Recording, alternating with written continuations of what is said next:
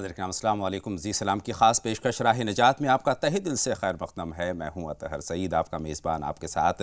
और नाज़रीन, हमारी खुशबख्ती है कि हमारे साथ इस वक्त हमारे स्टूडियो में तशरीफ़ फरमा है मारूफ़ आलिम मौलाना मजाज़ुल हक़ साहब। सबसे पहले इस्तक़बाल मौलाना साहब का स्टूडियो में तशरीफ़ आवरी का बहुत बहुत शुक्रिया मौलाना साहब, और बहुत बहुत इस्तक़बाल आपका स्टूडियो में तशरीफ़ आवरी का।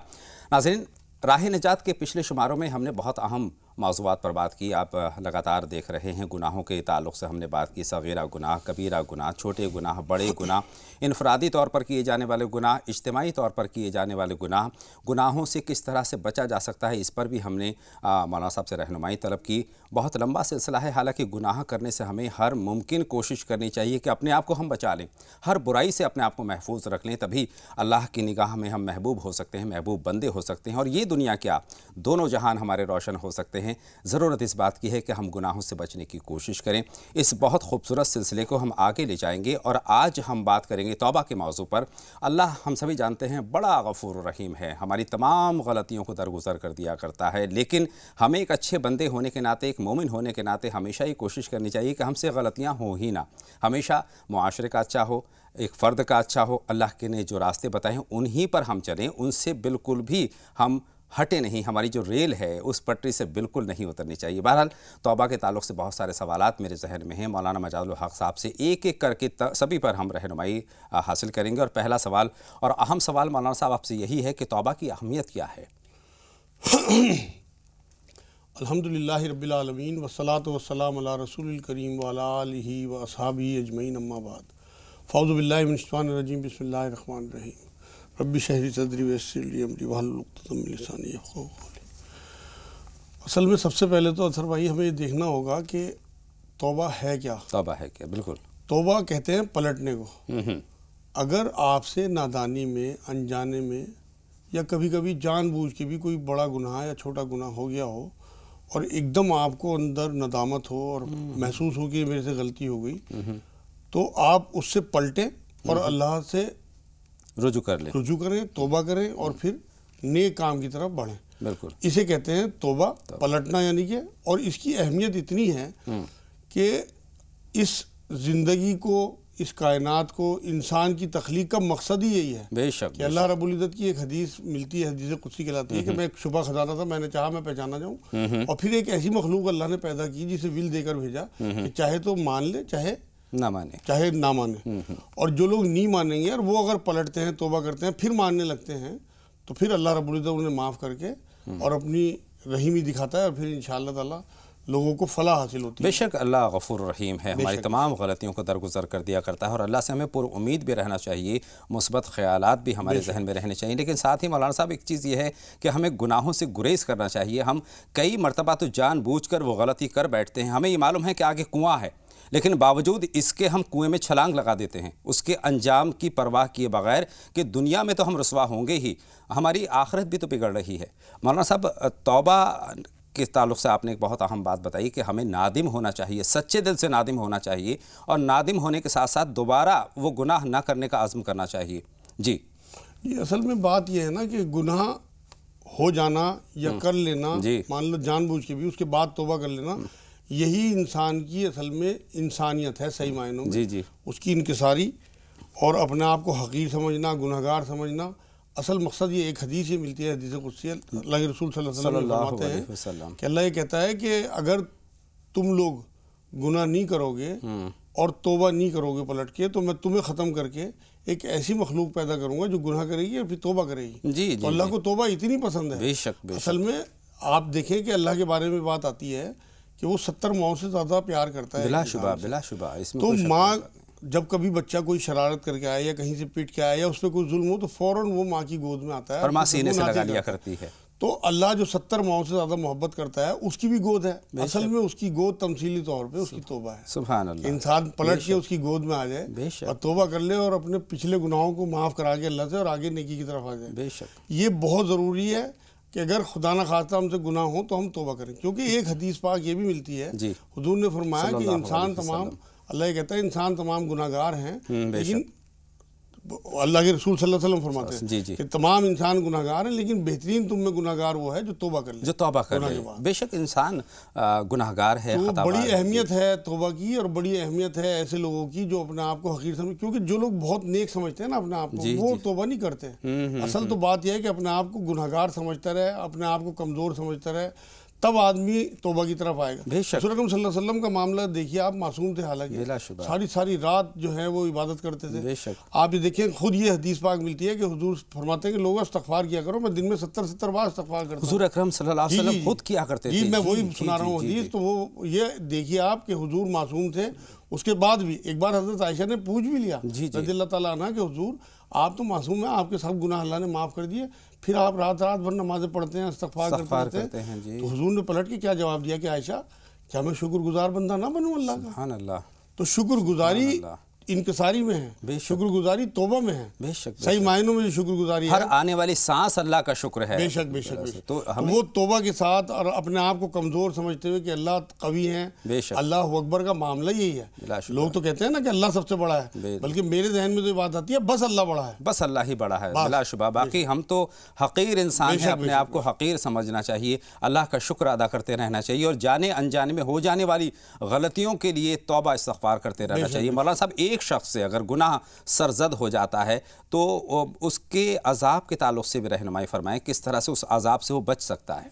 वो अगर कोई गुनाह हो जाता है तो वो तौबा के ज़रिए बच सकता है। कि उसके सबसे पहले देखिए आप कि सूरह बकरा में 37 नंबर आयत अगर आप पढ़ेंगे तो उसमें अल्लाह रब्बुल इज़्ज़त ने बताया कि आदम अलैहिस्सलाम से गुनाह हुआ, माँ हव्वा से गुनाह हुआ, और उन लोगों को एकदम फिर अंदर गिल्टी हुई, नदामत हुई, पलटे वो अल्लाह की तरफ, और उनकी नदामत के तौर पे फिर अल्लाह ने उन्हें वो अल्फाज सिखा दिए तौबा के। तो अगर गुनाह हो जाए तो और अंदर नदामत हो तो फौरन एक ऐसा लगना चाहिए जैसे हमारा कोई एक्सीडेंट हो गया, बहुत बड़ा नुकसान हो गया, बात है, और उसकी फौरन तौबा करेगा आदमी, तो फिर इंशाअल्लाह ताला वो उसे गुनाह से अल्लाह पाक ऐसा कर देगा जैसे उसने गुनाह किया ही।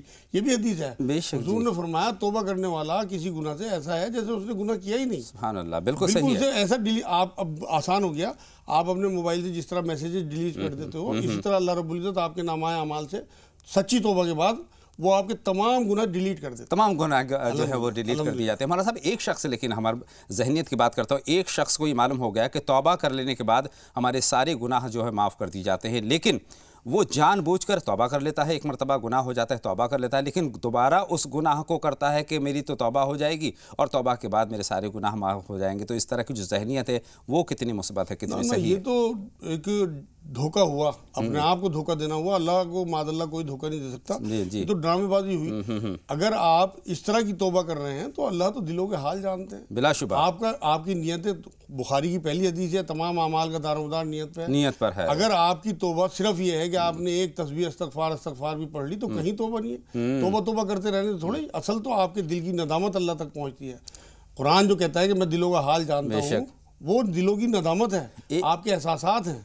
एक तरफ आप नमाज़ें अदा कर रहे हैं, हज पर जा रहे हैं, तस्बीहात का एहतमाम कर रहे हैं, ज़िक्र अस्कार कर रहे हैं, और दूसरी तरफ आप कम तोल रहे हैं, बेईमानी कर रहे हैं, लोगों का दिल दुखा रहे हैं, दिल आज़ारी कर रहे हैं, ये कैसा अमल है? ये तो बिल्कुल ऐसा है जैसे आप हराम की कमाई से हलाल बकरे का गोश्त ढूंढते फिर रहे हैं। आपकी अगर जेब हराम है तो आप जो गोश्त ले रहे हैं आप बेफिक्र रहो, वो भी हराम ही है। बेशक। तो आप तमाम अमाल कर लें, मैं कहता रहा हूँ माज़अल्लाह, अल्लाह को थोड़ी ही कोई धोखा दे सकता है, बिलाशुबा नहीं दे सकता। तो आप अपने आप को धोखा दे रहे हैं। आप सबसे पहले चाहे थोड़े से अमल हो आपके, देखिए इस्लाम जो है ना ये क्वालिटी का मजहब है, क्वांटिटी का मजहब नहीं है। आपके थोड़े से अमल अल्लाह तक पहुंच जाएंगे अगर इखलास के साथ। इखलास कहते हैं खालिस अल्लाह के लिए। आपका अगर कोई भी अमल सिर्फ और सिर्फ अल्लाह की रजा के लिए है, उसमें किसी और की रजामंदी शामिल नहीं है, चाहे वो बंदे हों, चाहे रिश्तेदार हों, चाहे आपके उस्ताद हों, कोई भी ना हो, सिर्फ और सिर्फ अल्लाह और उसके रसूल की रजामंदी आपके लिए मकसद हो, तो वो इखलास है। अल्लाह से तौबा करते वक्त हमारे जहन और दिल की कैफियत क्या होनी चाहिए? हमारे जहन में क्या कुछ होना चाहिए? नदामत होनी चाहिए, क्या होना चाहिए? सबसे पहले तो नदामत होनी। आप देखिए ना, आदम अलैहिस्सलाम से और माँ हव्वा से जब गुनाह हुआ तो आदम अलैहिस्सलाम को अल्लाह रब्बुल इज़्ज़त ने वो अल्फाज सिखा दिए कि किस तरह से वो सूरह आराफ की 23 नंबर आयत में वो अल्फाज आते हैं कि किस तरह से ये तौबा करनी है। और जब उन्होंने तौबा की है तो अल्लाह रब्बुल इज़्ज़त ने उन्हें माफ़ भी किया, उसके बाद नबी बना दिया। सुभान अल्लाह, दर्जात। शैतान ने भी गुनाह किया था लेकिन वो अपने गुनाह पे अड़ा रहा, उसके अंदर अकड़ थी, उसकी अकड़ अल्लाह ने किस तरह से निकाली है कि उसे मलऊन करार दे दिया क़यामत तक। और आदम अलैहिस्सलाम से गलती हुई, उन्होंने तौबा की तो उन्हें बना दिया नबी। तो गोया अगर हम गुनाह करते हैं तो शैतान के ज़ुमरे में दाखिल हो जाते हैं जी, और अगर तौबा कर लेते हैं तो आदम अलैहिस्सलाम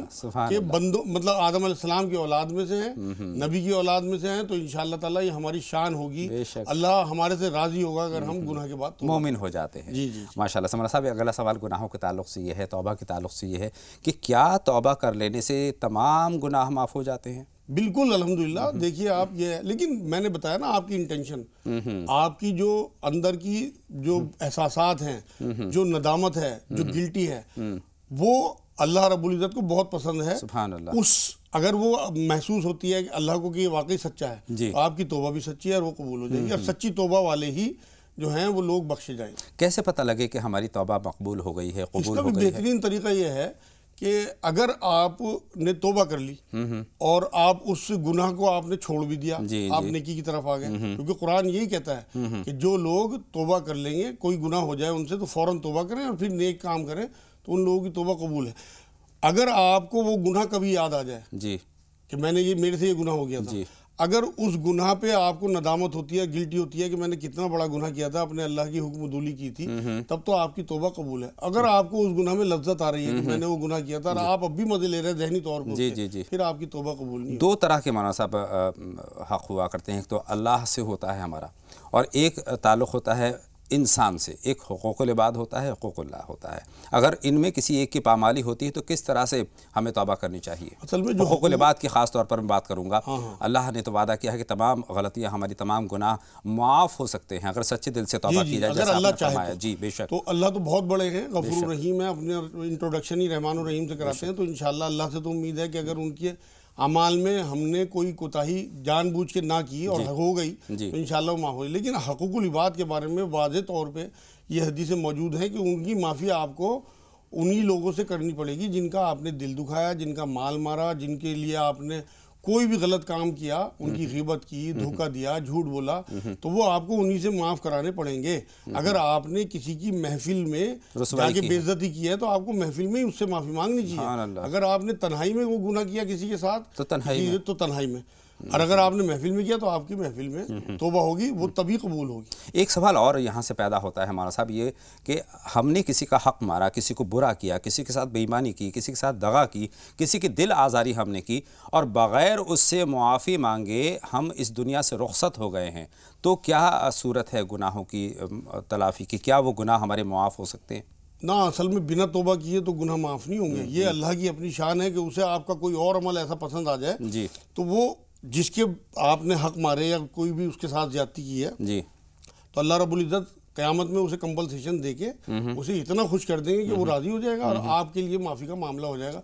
लेकिन ये अल्लाह की रज़ा पे है, आपका कोई अमल, कोई अदा उसे पसंद आनी चाहिए, तब ज़रूरी नहीं है, ये भी अल्लाह के लिए, अल्लाह क्योंकि कादिर मुतलक है, सब कुछ कर सकता है बिलाशुबा। तो वो अगर इस तरह से कि वो कंपलसेशन उसे दे दे और आपके गुनाहों माफ़ कर दे और आपको जन्नत नसीब दे दे, तो इस तरह तो हो सकता है, बाकी और कोई बिना तौबा के नहीं हो सकता। मौलाना साहब, कॉलर्स हमारे मुंतज़िर हैं, लेकिन इस बात का नतीजा यही निकला कि गुनाहों से हमें पहला तो गुरेज करना चाहिए, और गुनाह सरजद हो जाते हैं तो अल्लाह से तौबा तलब करनी चाहिए, तौबा करनी चाहिए, और किसी फ़र्द का अगर हमने दिल दुखाया, हक़ मारा है, तो उससे तौबा करने में बिल्कुल देर नहीं करनी चाहिए। उससे माफ़ी मांगे, तौबा अल्लाह से करें। बेशक बेशक, माफ़ी उससे मांगे, तौबा अल्लाह से, हक़ मारा है और तौबा अल्लाह से करें। और लेकिन उसके बाद ये ज़रूरी है, कुरान ये कहता है कि तौबा करने के बाद आप नेक अमल की तरफ आएँ, आपके अमल से जाहिर होना चाहिए कि आपने तौबा किया और दोबारा उस अमल की ना करें। ये ना हो कि आप नहीं, अगर खुदा ना खास्ता दोबारा भी हो जाए, गलती से हो जाए, फिर तौबा कर लें, लेकिन जानबूझ के आप अगर उसी में लड़े रहे तो आप, इसका मतलब ये है कि आपके पिछले भी माफ़ नहीं हुए। जी जी जी, चलिए दो कॉलर्स हैं हमारे, उनसे बात करते हैं। हसीन साहिबा हैं और रेहाना साहिबा इस वक्त हमारी फ़ोन लाइन पर हैं। बताएं बहन, क्या सवाल है? रेहाना, अपनी टीवी सेट की आवाज़ बंद कर दीजिए रेहाना साहिबा और सवाल पूछिए। जी फरमाइए। सवाल है, इसकी तरह कभी गलत निकल सकता है क्या? सवाल दोहरा दीजिए, आपका अधूरा सवाल हम तक पहुंचा। इफ्तिकार हमने करा है, उसकी सगाई भी हो गई और दिसंबर में शादी भी उसकी थी। इस्तिखारा के ताल्लुक से कह रहे हैं? अभी पता चला कि घर वाले अच्छे नहीं तो हमने रिश्ता तोड़ दिए। हाँ, बहुत शुक्रिया, आपका सवाल हम तक पहुंच गया बहन। और रेहाना से आप बात करेंगे। रेहाना साहिबा इस वक्त हमारी फ़ोन लाइन पर मौजूद हैं। बताएं बहन रेहाना। रेहाना साहिबा, टीवी सेट की आवाज़ बंद कर दीजिए। हसीन फातिमा साहिबा हैं इस वक्त हमारी फ़ोन लाइन पर। ग़ालिबन हमारा उनसे रब्ता नहीं हो सकेगा, चूँकि अब टीवी सेट की आवाज़ को लिए एक छोटा सा ब्रेक नाज़रीन यहाँ पर हम ले रहे हैं। जल्द लौट करके आते हैं, आप कहीं ना जाएँ, लगातार देखते रहें राह नजात।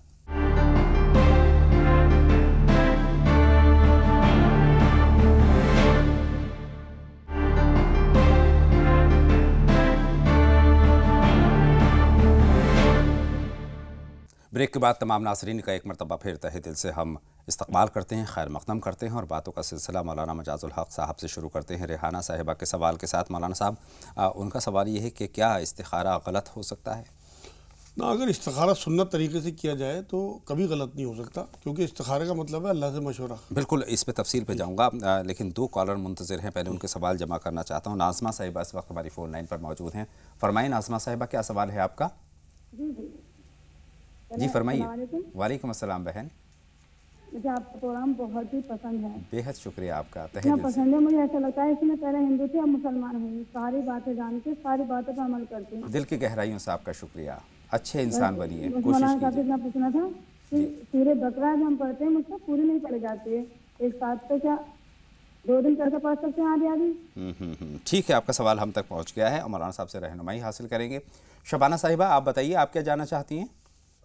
वालेकुम अस्सलाम। टीवी सेट की आवाज़ सबसे पहले बंद कर दीजिए शबाना साहिबा और पूछिए क्या जानना चाहती हैं। जी, सबसे पहले टीवी सेट की आवाज़ बंद कीजिए, तभी बात मुमकिन हो पाएगी। मौलाना साहब को भी सलाम। वालेकुम अस्सलाम बहन। जी, मेरे 8 महीने शादी को हो गए, मैंने 2 बार कोई ऐसी चीज दवा बताई है जो या 2 दफे तबीयत खराब होती है। बहुत शुक्रिया, आपका सवाल भी हम तक पहुंच गया है। लेकिन मौलाना साहब, हम आगाज़ रेहाना साहिबा के सवाल के साथ करेंगे, चूँकि मुकम्मल नहीं हुआ है। इस्तिखारे के ताल्लुक़ से उनके जहन में ये है कि क्या इस्तिखारा गलत हो सकता है?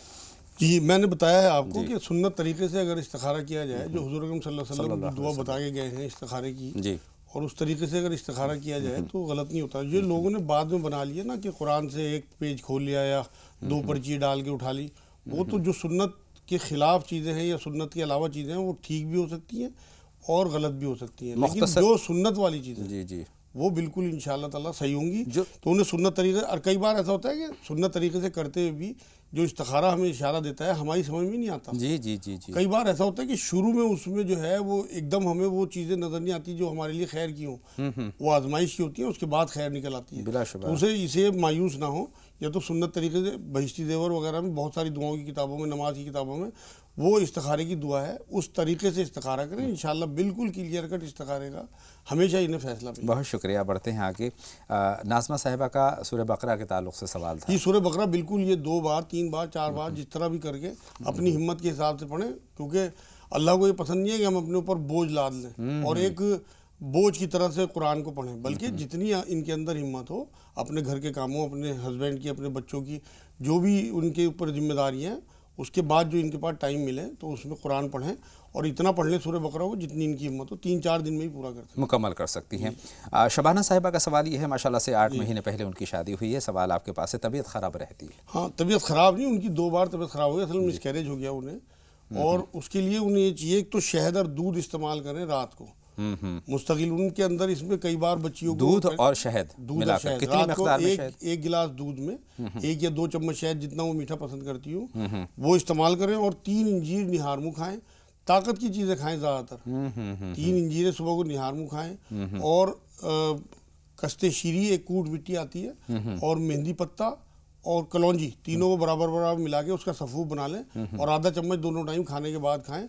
अंदर कोई इन्फेक्शन होगा इंशाल्लाह वो भी ख़त्म हो जाएगा और बहुत जल्दी प्रेगनेंसी होगी। और फिर इन्ना रब्बी अला कुल्ली शैइन हफीज़ पढ़ती रहें, एक तो 100 बार, और या रहमान या रहीम या अल्लाह 300 बार, 40 बार आयत करीमा ला इलाहा इल्ला अंता सुब्हानका इन्नी कुन्तु मिनज़ ज़ालिमीन। इंशाल्लाह इनका बच्चा अब ज़ाया नहीं होगा। बहुत शुक्रिया। इंशाल्लाह ताला अल्लाह पाक इनकी गोद आबाद करे। इस दुआ के साथ मुबारकुन्निसा साहिबा से हम बात करते हैं, इस वक्त हमारी फ़ोन लाइन पर मौजूद हैं। बताएं बहन मुबारकुन्निसा, क्या सवाल है? हेलो, वालेकुम अस्सलाम। बावाज़ बुलंद अपनी बात हम तक पहुंचाइए बहन। जी, मैं मुबारकुन्निसा बता रही हूँ बेंगलुरु से। जी, मेरा बेटा मंसूर 17 साल का है। माशाल्लाह। जी, अस्सलाम वालेकुम। वालेकुम अस्सलाम। टीवी सेट की आवाज़ मेरा नाम मुबारकुन्निसा है। सवाल मुकम्मल कीजिए, टीवी सेट की आवाज़ बंद कर दीजिए बहन। वो 17 साल का है, थोड़ा अपने रोशन के साथ ये कर रहे हैं, उसके लिए कुछ दुआ बताइए। क्या कर रहा है? आपका सवाल हम तक नहीं पहुंच पा रहा है। मेरा बेटा 17 साल का है, मंसूर है उसका नाम जी। वो थोड़ा आसमान के साथ मिलके थोड़ा इधर उधर ये कर रहे हैं, बोले बात नहीं सुन रहे, कुछ दुआ बता दीजिए। कहना नहीं मानते हैं, बहुत शुक्रिया। एक कॉलर और हैं, निशात हैं, उनका भी सवाल हम शामिल कर लेते हैं। बताएं निशात साहिबा, आपका क्या सवाल है?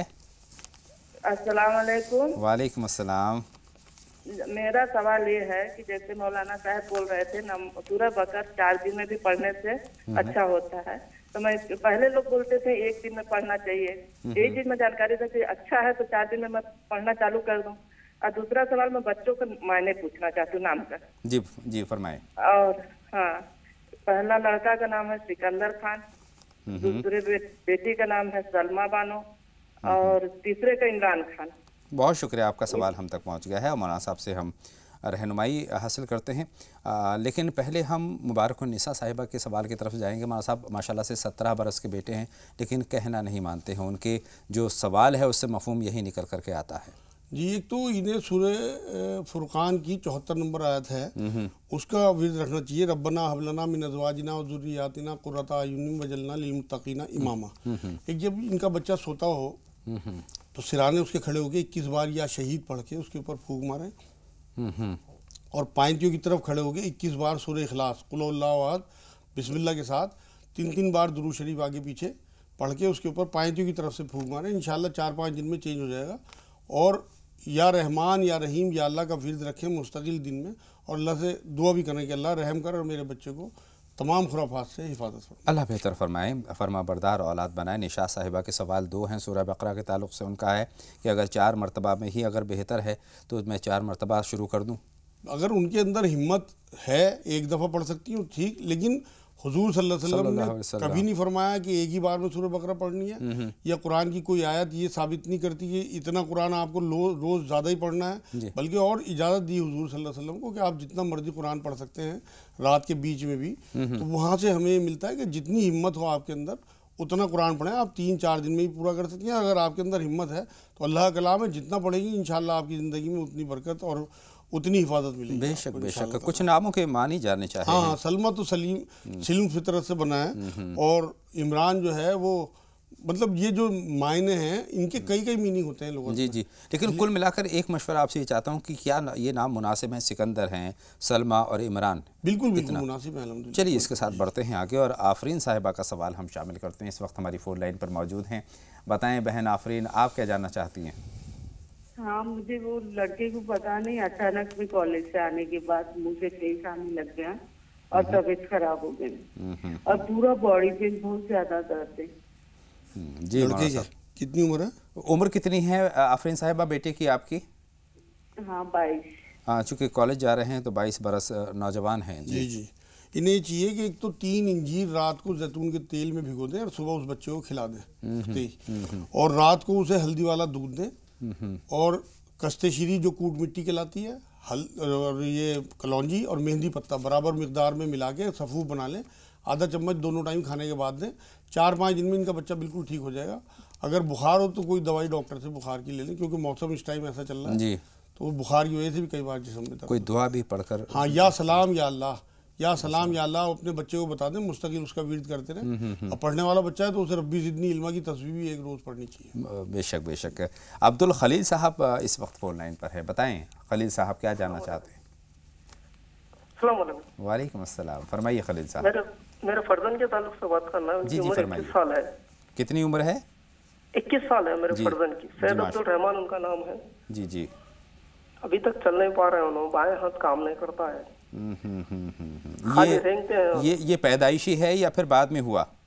नहीं, पैदाइशी है सब। बहुत शुक्रिया। डॉक्टर वगैरह की मदद आपने ली इसमें? हाँ, ली है, फिजियोथेरेपी कराए हैं, सब कराए हैं। इनका क्या है मालूम? पोलियो का असर तो नहीं है? ये पोलियो नहीं है, इनकी बॉडी पूरी टाइटनेस है इनकी। जी मौलाना साहब, टाइट रहता बॉडी पूरा। जी जी। आप क्या सवाल? सुन तो नहीं होता? सुन भी होता है क्या? फरमाएं जी। हाथ वो सुन तो नहीं होता, जिस्म सुन तो नहीं होता? सुन कुछ भी नहीं होता, कुछ भी नहीं होता। बाएं हाथ का काम नहीं करता, टाइट रहता है। वो नहीं, उस हाथ को अगर आप छूते हैं तो एहसास होता है ना? हाँ होता है, एहसास होता है। बहुत शुक्रिया। मौलाना साहब आप तक सवाल पहुंच गया, लेकिन मुबीना साहिबा से एक बार बात कर लेते हैं, उसके बाद बातों का सिलसिला जोड़ते हैं। बताएं मुबीना साहिबा। हेलो जी जी फरमाइए, क्या सवाल है आपका? अस्सलाम वालेकुम अस्सलाम बहन मुबीना, खैर मक़दम आपका। जी, मुझे पूछना है, जैसे मैं सूर्य बकरा पढ़ती हूँ तो मेरी तबीयत खराब हो जाती है, जैसे आंखों में जलन हो जाती है, ये हाथ पैरों में दर्द, अजीब सी हरकत होती है मेरे साथ में। बहुत शुक्रिया बहन, आपका सवाल हम तक पहुँचे, लेकिन जवाब के लिए कुछ लम्हों का इंतज़ार करना होगा। एक छोटा सा ब्रेक यहाँ पर ले रहे हैं, जल्द लौट करके आते हैं। नाज़रीन कहीं ना जाएँ, लगातार जुड़े रहें और देखते रहें राह निजात।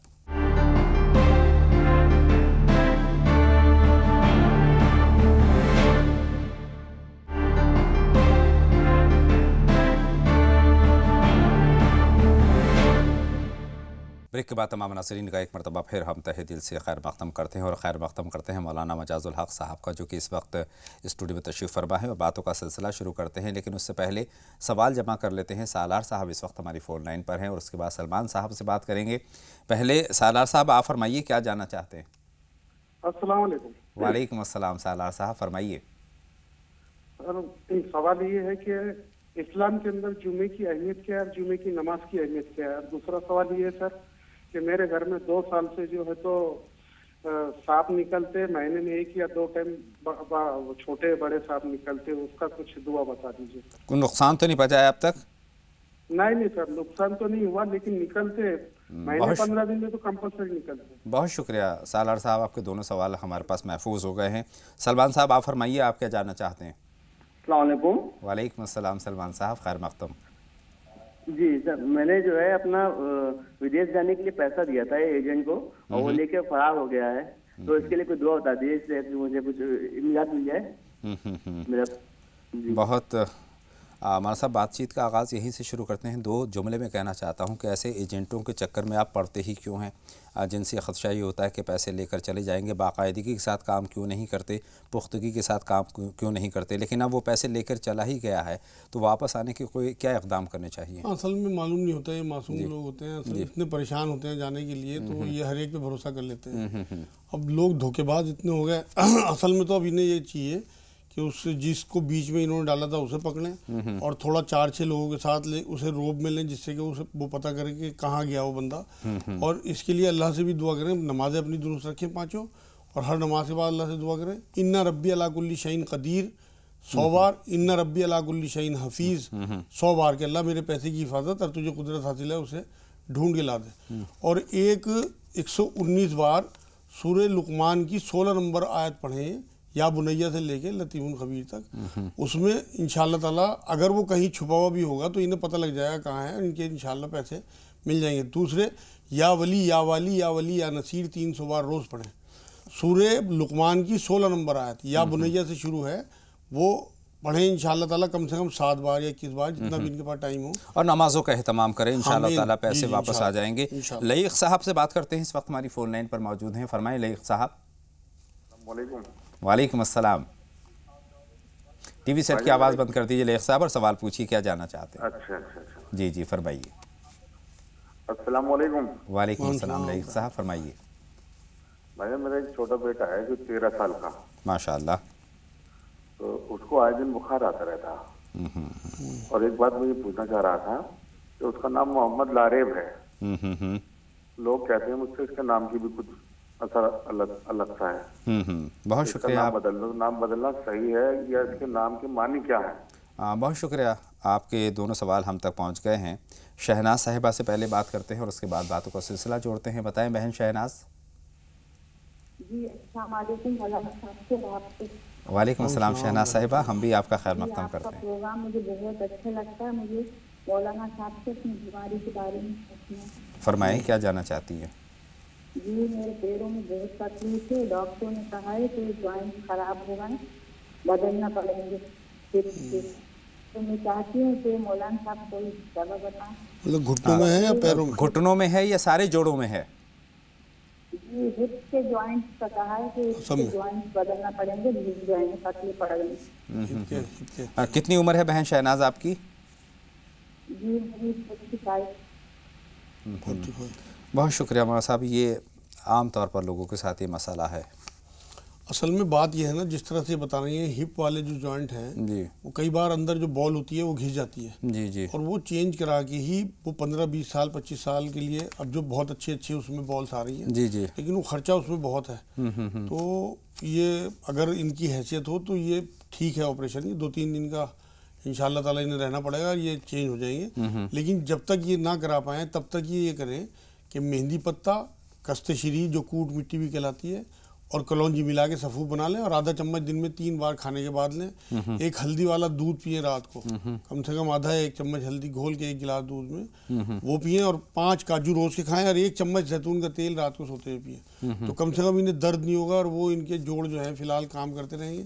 लेकिन हल जो उनका वो जो बॉल ये बता रही है, अगर वो बॉल खराब हो गई वो तब्दील होने के बाद ही होगा। हाँ, वो ठीक हो सकती है। हाँ, कोई दुआ इस अंदर से घिस जाती है ना वो, तो दर्द का एहसास कम करने हाँ, उसके लिए ये पढ़ें कि या रहमान या रहीम या अल्लाह 300 बार और 100 बार आयत करीमा ला इलाहा इल्ला अंता सुब्हानक इन्नी कुन्तु मिनज़ ज़ालिमीन। लईक़ साहब का बेटा 13 बरस का है, बुखार अक्सर व बेशतर रहता है और उनको खदशा ये कि जो उन्होंने नाम रखा है मोहम्मद लारेब, कहीं नाम के ताल्लुक़ से तो कोई इस तरह की परेशानी? हाँ, बिल्कुल हो सकता है नाम का भी असर, तो इसलिए उन्हें कोई नाम ऐसा चाहिए कि जो हुज़ूर सल्लल्लाहु अलैहि वसल्लम ने अपने बच्चों के नाम रखे हैं वो सबसे सेफ नाम है, या अल्लाह ने नबियों के नाम कुरान में बयान किए हैं। तो ये हुज़ूर सल्लल्लाहु अलैहि वसल्लम के एक बेटे का नाम अब्दुल्ला था, उनकी निस्बत से अब्दुल्ला नाम रख दें उस बच्चे का, और मुस्तकिल 3 मुनक्का सुबह शाम दें उसे, और किसी अच्छे डॉक्टर को टेस्ट करा के कि किस वजह से बार बार बुखार हो रहा है, क्योंकि इलाज करना सुन्नत है मेरे भाई। और या सलाम या अल्लाह बच्चे को याद करा दें, इंशाल्लाह मुनक्का से 1 हफ्ते में अगर बुखार ना उतरा तो फिर ये टेस्ट कराएं, या सलाम या अल्लाह बच्चे को याद करा दें, वो पढ़ता रहेगा इंशाल्लाह ताला। मुबीना साहिबा का सवाल है, लेकिन उससे पहले एक कॉलर हमारी फ़ोन लाइन पर आ रहे हैं, उनसे हम बात करते हैं। हेलो जी, फरमाइए क्या सवाल है आपका? फारूक साहब हमारी बात सुन रहे हैं आप?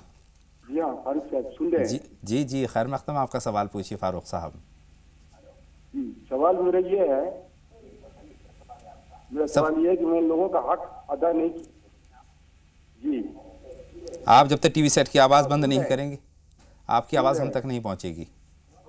मैं लोगों का हक अदा नहीं किया, हाँ लोगों को धोखा दिया हूँ, इसके लिए मैं क्या करूँ? बहुत अच्छी बात है। देखिए मौलाना साहब, ये इन्होंने इंकशाफ किया है एक किस्म से कि अपनी जो गलतियां, हमने हक़ नहीं मारा, लोगों के साथ इंसाफ नहीं किया, अब मैं क्या करूं। ये बहुत अच्छी बात है जो हमने आज के मौजू में हमने बात की है, नदामत वाली बात, तौबा वाली बात, वो इनकी बातों से हमें झलक रही है। रहनुमाई आपकी। ये असल में यही ईमान है इंसान का कि उससे तो गुनाह हो जाए और वो फिर तौबा की तरफ पलटे। इन्हें ये चाहिए कि एक तो अल्लाह से तौबा करें और आगे बिल्कुल कभी किसी को धोखा ना दें जानबूझ के, और उन लोगों का जिनका इन्होंने हक मारा है या कोई तकलीफ उन्हें दी है, उन्हें ढूंढ के वो हक उनका वापस करें। अगर उनमें कोई फौत हो गया या नहीं मिलता इन्हें, तो उसकी वारिसों को देखें। नई वारिस भी नहीं मिलते, मान लो इंसान है ही नहीं दुनिया में, या वो इंसान वो शहर ही छोड़ के चला गया, तो उसके सवाब की नीयत से उसका माल लोगों में बांट दें और अल्लाह से दुआ करें कि इसका सवाब उसे पहुंच जाए, तो इंशाअल्लाह ताला इनके लिए तलाफ़ी भी हो जाएगी, बहुत अच्छी और उसके लिए भी आसानी हो जाएगी। और कितने सारे लोगों के लिए पैगाम है कि हाँ, अगर हमसे कोई गलती सरजद हो जाती है बहुत तो बड़ी बात है। मुझे बहुत पसंद आई इनकी कॉल। अल्लाह पाक इन्हें इसी तरह इस्तकामत दे और लोगों को भी तौफीक दे तौबा की। इंशाअल्लाह ताला इन्हें बिल्कुल इसका अजर मिलेगा तौबा का भी, इस तरह और उन्हें भी कंपल्सेशन। इस तरह की सोच वाले, मुस्बत सोच वालों से मुआशरा बेहतर होता है। बढ़ते हैं आगे। शाहीन साहिबा इस वक्त हमारी फ़ोन लाइन पर है लखनऊ से अपने सवाल के साथ। बताएं शाहीन साहिबा, क्या जानना चाहती हैं? हमारे शौहर ने हमें 2 बार तलाक दे दी है और हम अभी साथ में रह रहे हैं, अब बताइए हम क्या करें? मौलाना साहब कुछ पूछना चाहते हैं इसमें आप? नहीं, 2 मरतबा। जी, अब रहनुमाई फरमाएं। 2 बार। असल में बात यह है कि मेरी बहन, आपको 2 बार उन्होंने तलाक दी, तो तलाक तो आपको हो गई और आपको इद्दत करनी चाहिए थी। उसी इद्दत के बीच में वो आपसे रुजू करते, तब आप उनके साथ रह सकते हो। अगर आपने इद्दत नहीं की तो आप शुरू कर दें। अगर इद्दत का मुद्दत है बाकी 4, अगर 3 है से पहले का टाइम है, तो आप उनसे मतलब रुजू कर दें, मतलब वो इद्दत शुरू कर दें और वो रुजू कर लें आपसे, तब आपके लिए दोनों मामले जायज़ हैं। लेकिन तीसरी तलाक भी अगर उन्होंने आपको दे दी, तो उसके बाद ना रुजू हो सकता है और ना उनसे आपका दोबारा निकाह हो सकता है, और उसके बाद वो आप उनसे बिल्कुल अलग हो जाएंगी। फिर इंशाअल्लाह ताला कहीं आपने और शादी कर ली, वो भी अपनी मर्ज़ी से आपको तलाक दें या उनकी डेथ हो जाए, फिर आप इनके लिए हलाल हो सकती हैं, वरना नहीं हो सकती। तो इसलिए एहतियात करें। पूरी बात यह है कि आप इद्दत शुरू कर दें अगर मुद्दत बाकी है। अगर वो इद्दत की मुद्दत गुजर चुकी तो आपको उनसे दोबारा निकाह करना चाहिए नए मेहर के साथ। लेकिन मौलाना साहब, जो इनकी बातों से मुझे झलक रहा था कि 2 बार के बाद भी ये साथ रह रहे हैं, तो एक किस्म से जब एक साथ रह रहे हैं और एक साथ सारी बातें हो रही हैं, तो एक तरह से रुजू करना नहीं हुआ कि जो शौहर उनके करीब आ रहा है, बात कर रहा है, सारी चीज़ें हो रही हैं। तो ये असल में ये जिस इलाके में रहती हैं, इन्हें चाहिए कि वहाँ के उलमाए दीन से फतवा लें बारीकी से। बाकी हाँ, बहुत उसकी वजह है ना कि तलाक जो है वो बड़ा सेंसिटिव मामला है। लोग इसे ऐसे ही हल्का सा समझ लेते हैं, हल्का मामला नहीं है। हुज़ूर अकरम सल्लल्लाहु अलैहि वसल्लम ने फरमाया कि अगर कोई गुस्से में या मजाक में भी ये अल्फाज कहता है तो वो हो जाएगा, उसके नतीजे। इसलिए इसको बहुत इसकी संजीदगी को समझना चाहिए। इन्हें फतवा लेके फिर अब बाकी की ज़िंदगी, अभी इनके पास चांस है, अपने हस्बैंड के साथ रह सकती हैं, लेकिन उलमाए दीन से रुजू करें अपने इलाके के, जिस तरह हो गए उस तरह से। आइए शकीला साहिबा से बात करें। फरमाएं शकीला साहिबा। अस्सलाम वालेकुम। वालेकुम अस्सलाम। शकीला साहिबा फरमाएं, क्या जानना चाहती हैं? मेरे आधे सर में दर्द रहता है और आधे सर से आधे हिस्से में ही रहता है, पूरे एक हाथ में भी एक पैर में भी। एक साइड कुछ ऐसा लगता है जैसे हवा का चक्कर है, सर बहुत ज्यादा लगती है मुझे। ठीक है, आपका सवाल भी आपका सवाल हमारे पास महफूज हो गया शकीला साहब। जी, आपका सवाल पहुंच गया है और जवाब के लिए कुछ लम्हों का इंतज़ार। एक और छोटा सा ब्रेक नाज़रीन यहाँ पर हम ले रहे हैं, जल्द लौट करके आते हैं। आप कहीं ना जाएं, लगातार देखते रहें राह नजात।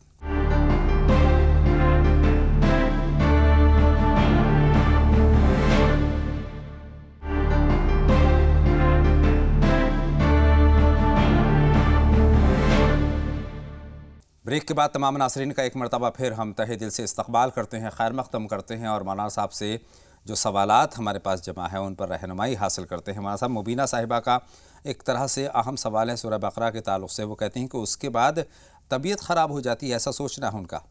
ये असल में सब उड़ाई हुई बातें हैं। कोई अल्लाह अपना इंट्रोडक्शन रहमान और रहीम से करता है, और अल्लाह का कलाम भी अल्लाह की तरह रहमान और रहीमी वाला है, ठंडा कलाम है। बेवजह की बातें लोगों ने उड़ाई हुई हैं माशरे में कि गर्म होता है कलाम, या ये वहम है। इन्हें कुरान की इंस्ट्रक्शन समझनी चाहिए। कुरान जब भी शुरू करें अच्छी तरह वज़ू करके पाकी की हालत में, और औज़ु बिल्लाहि मिनश शैतानिर रजीम पढ़ने के बाद कुरान शुरू करें। किसी किस्म का कोई शैतान नहीं बहकाएगा। बीच में अगर इन्हें लगता भी है कि मेरी तबीयत ख़राब होती है, फ़ौरन औज़ु बिल्लाहि मिनश शैतानिर रजीम पढ़ें, क्योंकि शैतान चाहता है हम कुरान से दूर रहें। जी बेशक। और हमें कुरान के करीब रहना है, क्योंकि हमें अल्लाह के करीब होना है कुरान के ज़रिए। बेशक। अगले सवाल की तरफ चलते हैं। अब्दुल खलील साहब का सवाल है, बेटा माशाल्लाह से उनका 21 बरस का है, जवान बेटा है, लेकिन परेशानी ये है, अब्दुर्रहमान नाम है, बहुत खूबसूरत नाम है, लेकिन परेशानी ये बाएं हाथ ने मतलब काम नहीं करता है। मौलाना साहब तफसील आपके तो पास ये है। उन्हें चाहिए कि या रहमान या रहीम या अल्लाह उसे याद करा दें, चाहे अगर ज़बान से ना पढ़े तो दिल में पढ़ता रहे जी। और 5 काजू और 5 मुनक्का रोज़ खिलाएं उसे किसी भी टाइम, और 5 पत्ती ज़ाफ़रान की उसे खाने के बाद 1 घूंट पानी से दें, ज़्यादा पानी ना पिए। 5 पत्ती ज़ाफ़रान खाने के बाद 1 घूंट पानी से दोनों वक्त, और 1 चम्मच शहद दिन में 3 बार गुनगुने पानी में, 1 गिलास गर्म पानी में 1 चम्मच शहद दिन में 3 बार। और कस्तेशीरी जो कूट मिट्टी भी कहलाती है, मेहंदी पत्ता और कलौंजी बराबर मिकदार में लेके उसका सफ़ूफ बना लें और आधा चम्मच सुबह शाम खाने के बाद दें। इंशाअल्लाह ताला उसके हाथ पैरों की मालिश करते रहें, या तो जैतून के तेल में नमक डाल के, या अरंडी का तेल आता है कास्टर ऑयल, उसे गर्म करके उसकी हाथ की मालिश करें। कुछ दिनों में इंशाअल्लाह ताला वो देखेंगे उसमें मूवमेंट शुरू होगी इंशाअल्लाह ताला। 2 कॉलर हैं, शाहीन साहिबा हैं, शहाना साहिबा हैं। बताइए शाहीन साहिबा, पहले आप अपना सवाल हम तक पहुंचाएं। मेरा लड़का है 14 साल का, माँ बाप की बहुत नाफरमानी करता है और पढ़ाई नहीं करता, बिल्कुल भी सुनता नहीं है माँ बाप की। इस वक्त प्रोग्राम देख रहे हैं वो आपके बेटे? हाँ? आपके बेटे इस वक्त मौजूद? नहीं, वो स्कूल गया है। बहुत शुक्रिया, आपका सवाल हम तक पहुंच गया है। शहाना साहिबा से बात करेंगे। फरमाएं शहाना साहिबा, आपका क्या सवाल है? जी, मेरा एक सवाल है। मेरी बहन कुरान शरीफ पढ़ने के लिए कुरान शरीफ उन्होंने खोला था, तो उनके जने 9 दाने निकले थे कुरान शरीफ के अंदर चावल की। 9 दाने? जी, 9 दाने चावल के निकले थे, तो उसी के बारे में पूछना है कि मतलब आप क्या करें, मतलब गरीबों को खाना खिलाएं या क्या करें? बिल्कुल, मौलाना साहब से रहनुमाई लेते हैं। मौलाना साहब, 9 दाने के बताती है चावल के निकले हैं। असल में सब वहम की बातें हैं। किसी भी तरीके से चावल के दाने कोई बीच में सहन पड़ रहा हो, बच्चे ने डाल दिए हों, जब तक आंखों से ना देख लें, जब तक इस तरह की बातों में ना आए, ये बिलौजे के वहम फैलाए हुए हैं लोगों ने माशरे में। अपने अल्लाह पे पूरा भरोसा रखें, 5 नमाजें दुरुस्त रखें, और इन्ना रब्बी अला कुल्ली शैइन हफीज़ पढ़ती रहे, कुल हो वल्लाहु अहद एक आयत ये पढ़ती रहे। इंशाअल्लाह ताला किसी किस्म का जादू इनके ऊपर नहीं होगा। अगर इन्हें अब भी वहम है तो कुछ दिन अपने घर में अजान दे लें सुबह शाम और दम वाला 41 बार सूरह फातिहा बिस्मिल्लाह के साथ बावजू पढ़ के पानी दम कर लें और घर के सब कोनों में छिड़क दें, लैट्रीन बाथरूम को छोड़ के, और किसी वहम में ना पड़े। रात को तीनों कुल बाद वाले और आयतल कुर्सी पढ़ के सोए, अपने जिस्म पे फूंक मार के। अल्लाह बेहतर करेगा। सालार साहब के सवाल हमारे पास है। मौलाना साहब, आज माशाल्लाह से जुमे का रोज़ है और जुमे की अपने आप में एक अहमियत है और उसी अहमियत को उन्होंने जानना चाहा है। जी, असल में जुमे का जो दिन है वो हदीसों से बात साबित है अल्हम्दुलिल्लाह जी कि मुसलमानों के लिए ईद का दिन है। सुभान अल्लाह। और वैसे ये इज्तिमाई जो हफ्तावारी इज्तिमाई का मामला रखा है कि इज्तिमा है मुसलमानों का जी कि तमाम जो शहर के लोग हैं वो एक जगह इकट्ठे हों और एक दूसरे का हाल जाने, और जितना ज़्यादा पहले मस्जिद में पहुँचेंगे उतना सवाब है। ये भी हदीसों से साबित है, क्योंकि खुतबा होता है जुमे में जो वाजिब है और वो सुनना भी वाजिब है। वो हालात उस ज़माने में हुज़ूर सल्लल्लाहु अलैहि वसल्लम के ज़माने में तो जो हालात होते थे उस टाइम मौजूदा वक्त के, उन पे बात होती थी। आजकल तो अरबी में पढ़ा जाता है, लेकिन फिर भी उसकी अहमियत है, उसे सुनना ही चाहिए और उस वक्त से पहले पहुँचें और ईद की तरह सेलिब्रेट करें। अच्छे कपड़े पहन के जाएँ, खुशबू लगा के जाएँ, अपने बच्चों को भी तैयार करें, उनके बचपन से ही उनके दिल में जुमे की अहमियत डालें। बहुत अहम दिन है हमारे लिए ईद की अहमियत, बिलाशुबा उसका अहतमाम मुकम्मल तौर पर करना चाहिए। कॉल साहब का पूछा था जी, उस पर भी आएंगे, लेकिन उससे पहले एक सवाल और जमा कर लेते हैं। एक कॉलर हमारी फ़ोन लाइन पर इस वक्त मौजूद है, फरमाएं क्या सवाल है। हेलो हेलो हेलो, अस्सलाम वालेकुम। वालेकुम अस्सलाम, अपना नाम बता दीजिए।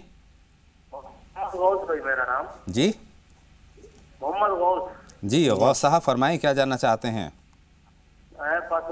कल परसों की बात है, ये मैं घर से निकल रहा था, एकदम 1.5 मीटर इतना बड़ा सामने एकदम करीब आ गया था। करीब आ जाने से एकदम वो गाड़ी पे था, मैं ब्रेक भी मारने को तब पोजिशन में था, मैं गाड़ी उसके ऊपर से चली गई। मेरे को जब भी एकदम एक दिल में जैसा है मेरे को। ये हकीकत में हुआ था या फिर आपने ख्वाब में देखा है? ये हकीकत है मौलाना साहब। मौलाना साहब, सांप देखा है, करीब से देखा है, इस पर बात करेंगे, लेकिन रेशमा साहिबा से भी उनकी बात जान लेते हैं कि वो क्या सवाल हमसे पूछना चाहती हैं। बताएं बहन रेशमा। अस्सलाम वालेकुम व रहमतुल्लाहि व बरकातहू। वालेकुम अस्सलाम बहन, फरमाइए। अतर भाई, हमारे कमर में बहुत दर्द रहता है, रीढ़ की हड्डी के बाजू में। कितने दिनों से रहता है? अभी 4-5 महीने से दर्द। दवाई चल रही है? जी नहीं, दवाई नहीं कर रहे हैं। और उम्र कितनी है रेशमा आपकी?